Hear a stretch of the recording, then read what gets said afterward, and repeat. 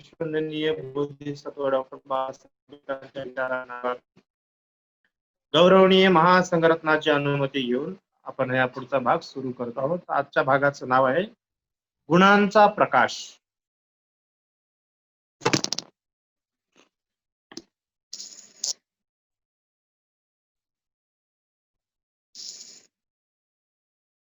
तर बनते नागसेन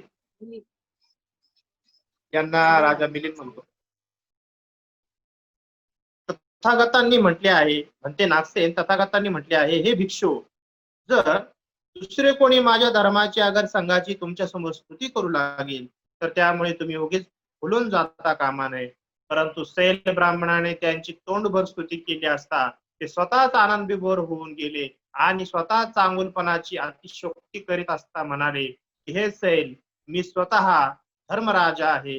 धर्मानुसार सदाचरणाची मी सतत राजस चक्रे या भूमीवर फिरवीत ठेवतो. माझ्या वाचून कोणालाही ही चक्रे फिरवता येणे शक्य नाही. म्हणते दुसऱ्यांना स्तुती केल्यास फुलून जाऊ नये असे म्हणणारे तथागत स्वतःच सैल ब्राह्मणाने केलेली स्तुती ऐकून कसे काय आनंदविभोर होऊन गेले. ही त्यांची कृती त्यांनी प्रथम केलेल्या विधानाशी विसंगत वाटते. आणि समजा ते स्वतः अशा स्तुतीने फुलून गेले असतील तर त्यांनी केलेले विधान खोटे असले पाहिजे असे मला वाटते. तेव्हा या गुंतागुंतीच्या कोड्याचे तुम्ही निस्सरण करून सांगावे व सत्य प्रकाशात आणावे. त्यांनी म्हटलं की म्हणते जर भगवान बुद्धांनी भिक्खू लोकांना असं म्हटलं असेल की भिक्खूंनो, जर कोणी माझी धम्माची अथवा संघाची स्तुती करत असेल तर तुम्ही फुलून जाऊ नये. तर दुसऱ्या ठिकाणी सैल ब्राह्मणाने त्यांची स्तुती केली असता ते आनंद विभोर होऊन म्हणतात की हो, मी धम्मराजा आहे, माझ्या व्यतिरिक्त कुणीही धम्मचक्र या जगात परिवर्तित करू शकत नाही. तर हे दोन्हीही विधाने विसंगत आहे. कृपा करून म्हणते या दोन्ही विधानांबद्दलच आम्हाला जे काही मूळ आहे ते समजावून सांगा. त्यावर बनते नागसेन म्हणतात, महाराज भिक्षू हो, जर कोणी माझी धर्माची किंवा संघाची स्तुती केली तर तेवढ्याने आनंदाने बेहोश होऊन जाऊ नका. असे जे तथागतांनी सांगितले ती यथार्थच आहे. तसेच सैल ब्राह्मणाने त्यांची वास्तविक प्रशंसा केली असता ते स्वतःच आनंद विभोर झाले व आपल्या अंगाचे विशेष गुण दर्शवित म्हणाले, हे सैल, मी अलौकिक असा धर्मराजा आहे. धर्मानुसार मी या भूतलावर सदाचाराची स्वतः चक्रे फिरवित आहे, की माझ्या वाचून दुसरे कोणी कधीही फिरू शकत नाही. ही घटना देखील सत्य आहे.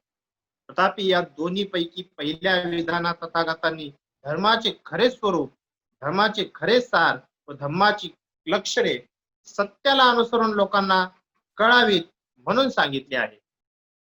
यात धर्माचा स्वाभाविकपणा, सरसपणा, सत्यत्व आणि अस्सलपणा दर्शविला आहे. दुसऱ्या प्रसंगी सैल ब्राह्मणात जे सांगितले ते फायद्याकरिता, कीर्तीच्या हव्यासापायी, पक्षपातीपणाने किंवा आपले शिष्यबळ वाढवण्याकरता नव्हे, तर या उलट अत्यंत ममतेने व करुणेने त्या 300 ब्राह्मण शिष्यांना धर्मज्ञान व्हावे व त्यांचे कल्याण व्हावे याच उद्देशाने त्यांनी सैल ब्राह्मणास तसेच सांगितले होते. यावर राजा म्हणते उत्तम आणि फारच छान. हा केलेला खुलासा एकदमच मला मान्य आहे. अहिंसेचा निग्रह. अहिंसेच्या निग्रहा संदर्भातला प्रश्न आहे, आपण तो पुढे बघूया.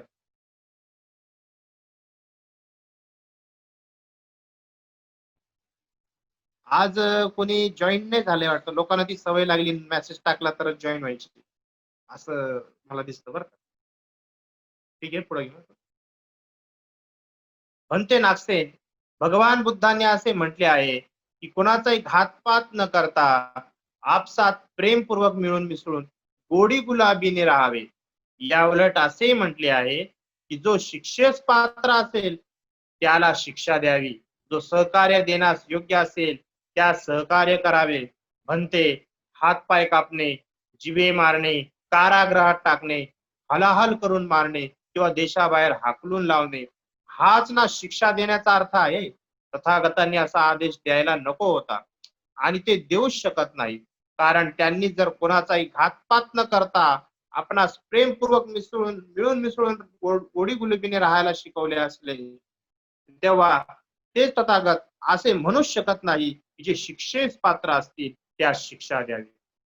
समजा त्यांनी शिक्षा देण्याचा आदेश दिला असेल तर त्यांनी असे तरी म्हटले नसेल की कोणाचाही घातपात न करता आपसात सलोख्याने राहावे. हे सुद्धा कोंडीत टाकणारे प्रश्न आहे. आपल्या निदर्शनास आणून दिलेल्या कोड्याची आपण उकल करून द्यावी व विरोधकांना सडेतोड उत्तर देण्याचा मार्ग मोकळा करून द्यावा. या ठिकाणी भगवान बुद्धांचे दोन वक्तव्य आहे. पहिलं वक्तव्य आहे की घातपात करून न आघातपात न करता आपसात प्रेमपूर्वक मिळून मिसळून गोडी गुलाबीने राहावे. दुसऱ्या ठिकाणी म्हटलेलं आहे, या उलट असे म्हटलेले आहे की जो शिक्षेस पात्र आहे त्याला शिक्षा द्या. जर हे दोन्ही विधानं जर भगवान बुद्धांची असेल, शिक्षा देणे म्हणजे काय? राजा म्हणतो तर हातपाय कापणे, जीवे मारणे, कारागृहात टाकणे, हलाहल करून मारणे, देशाबाहेर हाकलून देणे, यालाच तर शिक्षा म्हणतात बनतेजी. जर भगवान बुद्ध असे म्हणतात की तुम्ही गोडी गुलाबीने मिळून मिसळून राहा, घातपात न करता, असं जर म्हटले असेल तर हे भगवान बुद्ध म्हणू शकत नाही की शिक्षेस पात्र असलेल्याला शिक्षा द्या. आणि जर शिक्षेस पात्र असलेल्याला शिक्षा द्या असं जर भगवान बुद्ध म्हणत असतील तर गोडी गुलाबीने मिळून मिसळून घातपात न करता राहा हे भगवान बुद्ध कधीच म्हटले नसावे. मग या दोन्ही गोष्टींचं तुम्ही उकल करून सांगावं. यावर भत्ते म्हणतात, महाराज, कुणाचा घातपात न करता आपसात सलोख्याने वागावे असे जे तथागतांनी म्हटले आहे ते योग्य आहे. शिवाय शिक्षेस पात्र असतील त्यास शिक्षा द्यावी आणि सहकार्यास पात्र असतील त्यांना सहकार्य द्यावे अशा ममतेने दिलेला सल्ला देखील अनाठाई नव्हे तर योग्यच आहे. महाराज, आजपर्यंत सर्व बुद्धांनी असाच सल्ला दिला आहे. याच विधानातून धर्म काय आहे व धर्मोपदेश कसा करावा हेच समजून येते. कुणालाही अपाय न करता अहिंसेने वागण्याची शिक्षा म्हणजे अहिंसेने वागण्याची शिकवण देतो. हेच तर तथागतांच्या धर्माचे मुख्य लक्षण आहे. बुद्धांची ही स्वाभाविक वचने होते.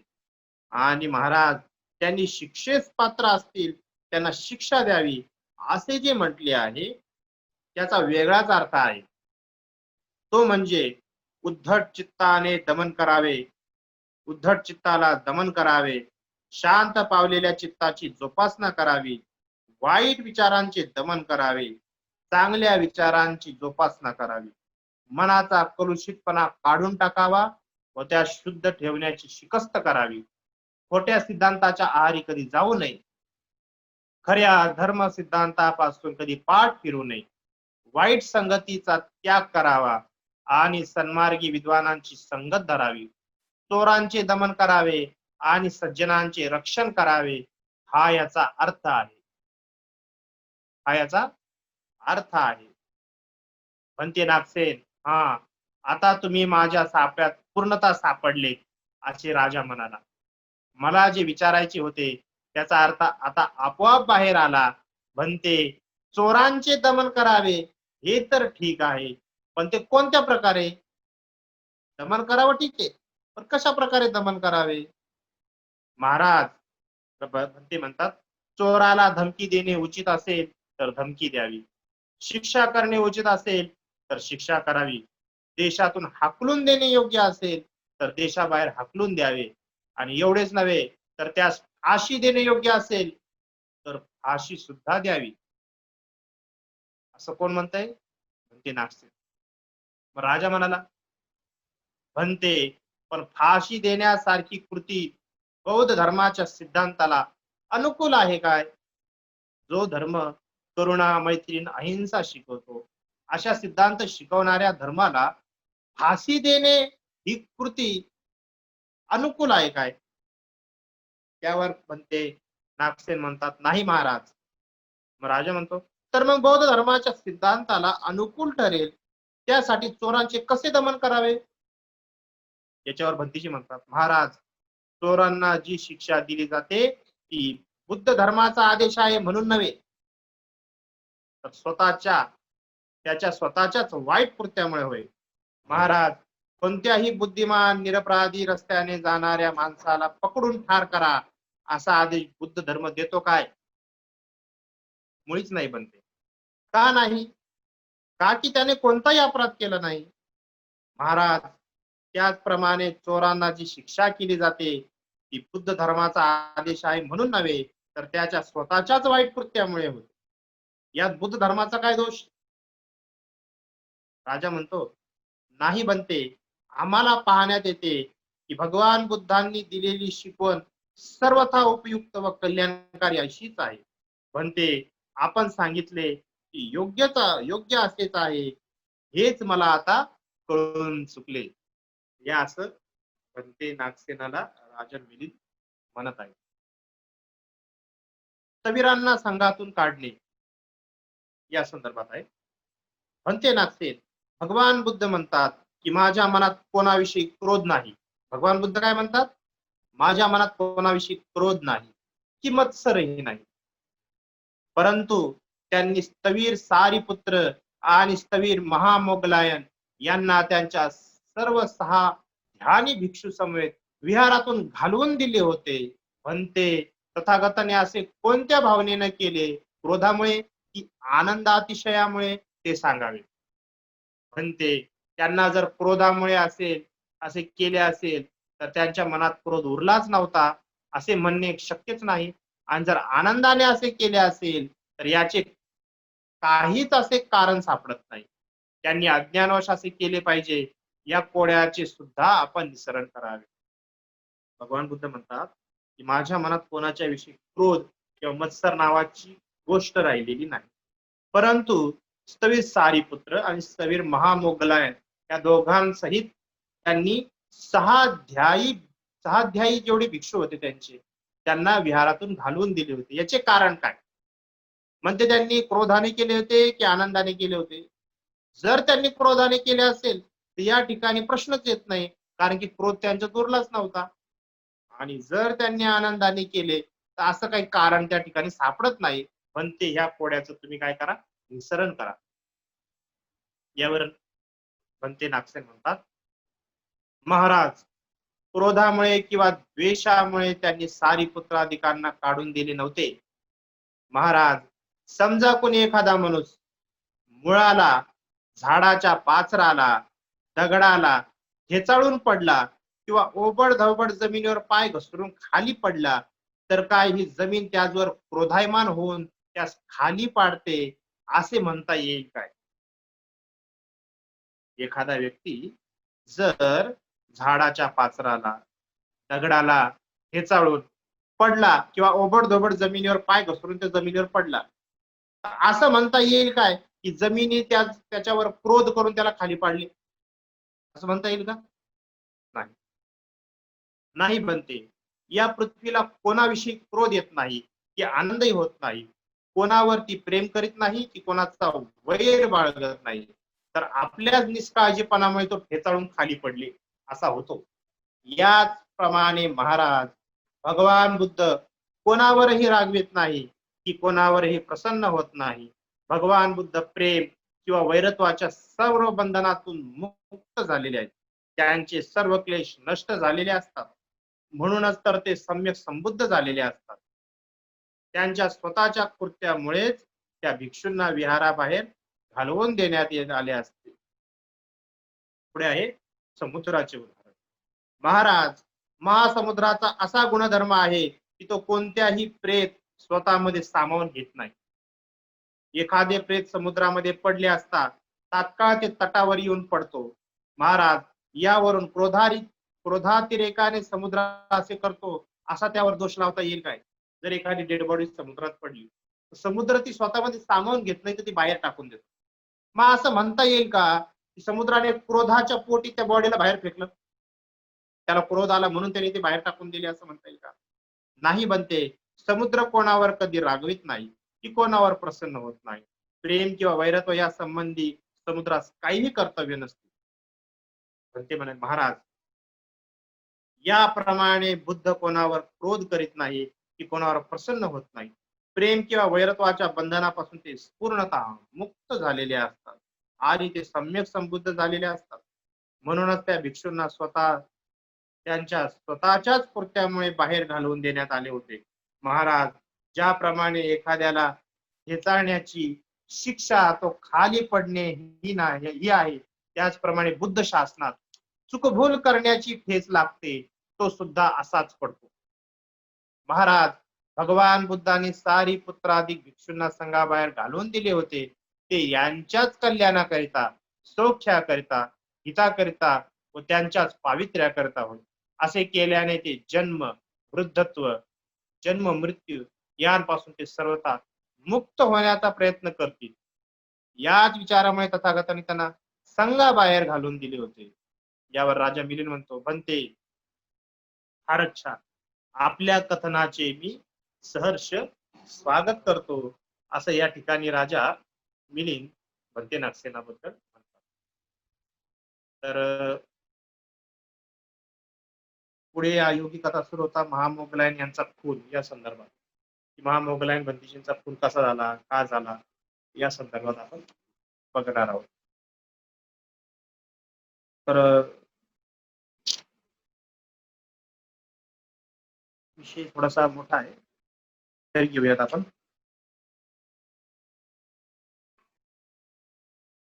महामोगलायन यांचा खून या संदर्भात चालू. बनते नागसेन म्हणतात. राजा म्हणतो, भगवान बुद्धांनी म्हटले आहे, बनते नागसेन म्हणतात, महाराज, भगवान बुद्धांनी म्हटले आहे की हे भिक्षू हो, माझ्या रिद्धिमान भिक्षू श्रावकात महामोगलायन सर्वश्रेष्ठ आहे. तरी सुद्धा ते लाठ्या काठ्यांनी गुंडाच्या हाती सापडून बदडल्यामुळे, डोके फुटून हाडावर चुराडा झाल्यामुळे आणि मांस व रक्तवाहिन्या पिसून निघाल्यामुळे परिनिर्वाणाला पावले. काय म्हटले?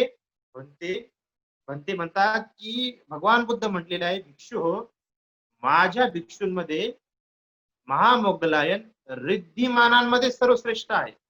तरी सुद्धा ते लाठ्या काठ्यांनी म्हणजे गुंडाच्या हाती सापडून बदडल्यामुळे, डोके फुटून हाडाचा चुराडा झाल्यामुळे आणि मांस व रक्तवाहिन्या पिसून निघाल्यामुळे परिनिर्वाणाला प्राप्त झाले.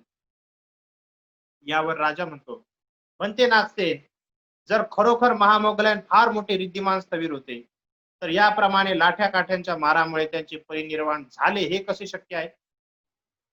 आणि समजा लाठ्या काठ्यांच्या मारामुळे त्यांचे परिनिर्वाण झाले असेल, तर ते फार मोठे रिद्धिमान भिक्षू होते असे म्हणणे कसे शक्य होते?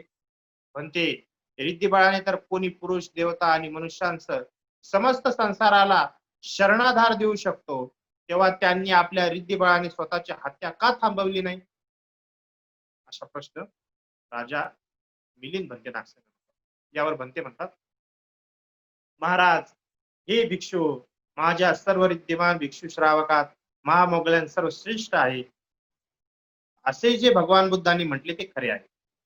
आणि लाठ्या काठ्यांनी म्हणजे गुंडांनी महामोगलायन भंतेजींना बदडून काढल्यामुळे डोके फुटून हाडे चुरा झाली, रक्तवाहिन्या आणि मांस पिसल्या जाऊन त्यांचे परिनिर्वाण झाले, हेही काही खोटे नव्हे. परंतु अशा रीतीने रिद्धिमान महामोगलायांचे परिनिर्वाण होण्यामागे त्यांच्या पूर्वजन्मीच्या कृत्याचेच फळ कारणीभूत झाले आहे, असं म्हणते नागसेन. रिद्धिमान पुरुषांचे रिद्धिबळ आणि कर्मफळ ही दोन्ही तर अमूर्त आहेत, न मरणारी आहेत. तेव्हा अमूर्ताने अमूर्ताला का बरे थांबवले नाही? म्हणते, एखादे कवटाचे फळ झाडावरील दुसऱ्या फळास नेम धरून मारले असते, ते खाली पडू शकते, किंवा एखादा आंबा नेम धरून मारला असता दुसरा आंबा खाली पडू शकतो. त्याप्रमाणे एका अमूर्ताने दुसऱ्या अमूर्तास का बरे थांबवले नाही? यावर म्हणते म्हणतात, महाराज, अमूर्त विषयात देखील एकापेक्षा दुसरा अधिक बलवान असतो. संसारातील सर्व राजांना राजा म्हणून संबोधले असले तरी त्यांच्यामध्ये सुद्धा एक राजा दुसऱ्यापेक्षा अधिक बलवान असतो. त्यामुळे दुसऱ्या सर्व राजांना त्यांच्या आज्ञेचे पालन करावे लागते. त्याचप्रमाणे समस्त अमूर्त विषय एकत्र आले तरी सुद्धा कर्मफळाची शक्ती अधिक प्रभावशाली ठरते. दुसऱ्या शक्तींना अंकित करून त्यापेक्षा वरचढ कर्मफळ वरचढ असता दुसऱ्या शक्तींचे त्यापुढे काही एक चालत नाही. पुढे म्हणते महाराज, एखाद्या माणसाने काही गुन्हा केला असला तर त्यापासून त्याचे कुणीही रक्षण करू शकत नाही. मग ते आई वडील असोत, बहीण भाऊ असोत किंवा दुसरे कुणीही नातेवाईक असोत, त्यांचा निकाल केवळ राजाच लावू शकतो. याचे कारण काय? त्याचे कारण काय तर सांगितलं महाराज, कारण त्याने गुन्हा केलेला असतो आणि गुन्हेगाराचा निर्णय हा राजा घेतो. तर मग त्याने केलेला गुन्हा होय, है की नाही महाराज? याच उदाहरणाप्रमाणे सर्व अमूर्त विषय आपली शक्ती एकटवून देखील कर्मफळाचा प्रभाव त्या सर्वांपेक्षा वरचढ ठरतो. त्यामुळे इतर सर्वच दबून राहतात. कर्मफळ वरचढ असतात, त्यापुढे दुसरे कोणाचेही काही एक चालत नाही. वनव्याचं उदाहरण दिलं. महाराज, समजा एखाद्या जंगलात वणवा लागला असता, त्यावर शेकडो हजारो घागरी पाणी ओतले तरी ते विझवणे शक्य नाही. एनकेन प्रकारे तो वाढतच जातो. याचे कारण काय? तर दावाग्नी अधिक तेज असणे हे होय. महाराज, याचप्रमाणे सर्व अमूर्त विषय एकटवून देखील कर्मफळाचा प्रभाव त्या सर्वांपेक्षा अधिकच शक्तिशाली आहे.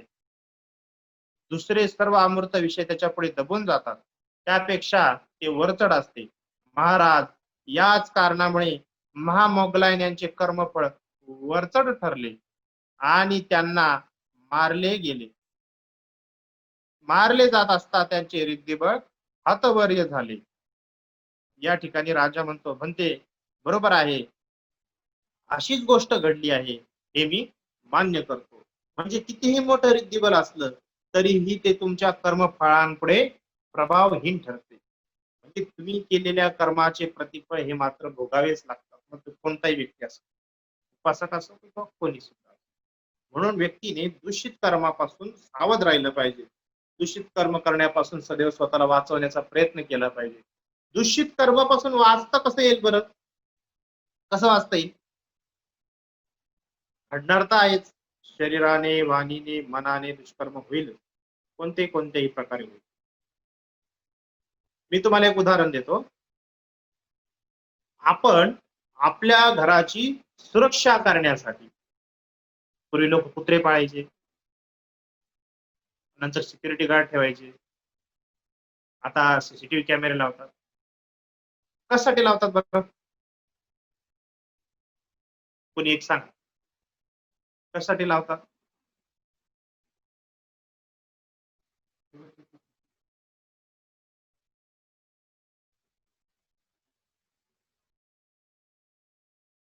आवाजच येत नाही कोणाचा. चोरी चोरी चोरी झाली नाही पाहिजे म्हणून. हा, चोरी झाली नाही पाहिजे. चोरी झाली नाही पाहिजे यासाठी. चोरी कोण करतात? चोर. चोर करत. काय चोरतो? सोनं, चांदी, पैसा. एकदम बरोबर. बरोबर. तर बघा, शरीर, वाणी आणि मनाने जे दुष्कर्म घडतात, तर हे आतून घडत नाही, हे घडवण्यासाठी बाहेरून चोर येतात. कुठून येतात? क्रोध काय तुमच्या मनात मूळता नसतो, तो बाहेरून येतो. त्याला कारण आहे. द्वेष हा सुद्धा बाह्य गोष्टीमुळे उत्पन्न होतो. मोह सुद्धा बाह्य गोष्टीमुळे उत्पन्न होतो. वासना सुद्धा बाह्य गोष्टीमुळे उत्पन्न होतो. एकही कारण असं नाही की जे आंतरिक मनामध्ये अचानकपणे उत्पन्न होईल. डोळ्याचा विषय रूप असल्यामुळे रूपा संदर्भात सुद्धा कर्म होते, वाणी संदर्भात होते, काना संदर्भात होते. सगळ्या इंद्रियांद्वारे त्यांच्या विषयाने कर्म घडतात. तर बाह्य विषयाला चोर म्हणायचं, बाह्य विषयाला काय म्हणायचं? चोर म्हणायचं. जे आतमध्ये जाऊन जसं लोक सोनं, चांदी वगैरे लुटतात चोर लोक, तसं ते तुमच्या मनाची शांती चोरतात. द माइंड ऑफ पीस जे असतं ते चोरतात. आणि बऱ्याच काही अमूल्य गोष्टी चोरतात, द्वंद्व उत्पन्न करतात, भय उत्पन्न करतात. मग जसा एखादा व्यक्ती त्या चोरांना थांबवण्यासाठी सीसीटीव्ही कॅमेरे, कुत्रे पाळतात किंवा सिक्युरिटी गार्ड ठेवतात, तसं आपण आपल्या मनाला जागृत ठेवलं पाहिजे. जागृत ठेवणारा सिक्युरिटी गार्ड आपल्या जवळ बसवला पाहिजे. आपण जी कृती करतो शरीराने, वाणीने, मनाने, याच्याकडे तुमचं लक्ष असलं पाहिजे. जो व्यक्ती शरीर, वाणी, मनाने जागरूक आहे त्याच्या हातून दुष्कर्म घडत नाही. त्याचं भान हरवलं समजायचं त्याच्या हातून दुष्कर्म घडलं. जे जगण्याच्या बाबतीत गाफील राहिलं तर शरीर, वाणी, मनाने दुष्कर्म घडतं. म्हणून या बाह्य रूपाने येणाऱ्या चोरांपासून सावध राहण्यासाठी शरीर, वाणी, मनाने दुष्कर्म कर्म थांबण्यासाठी तुम्ही जागृत राहिलं पाहिजे. आणि जागृतची अवस्था यामुळे उत्पन्न होती की वारंवार धम्माची प्रॅक्टिस केल्याने, सद्धर्माची प्रॅक्टिस केल्याने, शील पालन केल्याने, दान दिल्याने, धर्मश्रवण केल्याने, आहे की नाही, पुण्यकर्म केल्याने सदैव आपल्याला पुण्य धर्माची आठवण करून देत राहतात, चांगल्या गोष्टीची आठवण करून देत राहतात, ज्यामुळे आपल्या आत्मविश्वास. म्हणून आपण या पुण्य धर्मांना आपल्या अंगीकार, आपल्या जीवनामध्ये जागा दिली पाहिजे. थांबत आपण या ठिकाणी.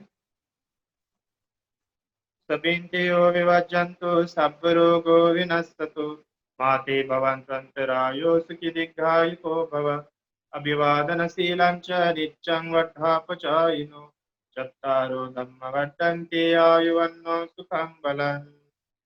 साधु साधु साधु. वंदन करते. होय ग.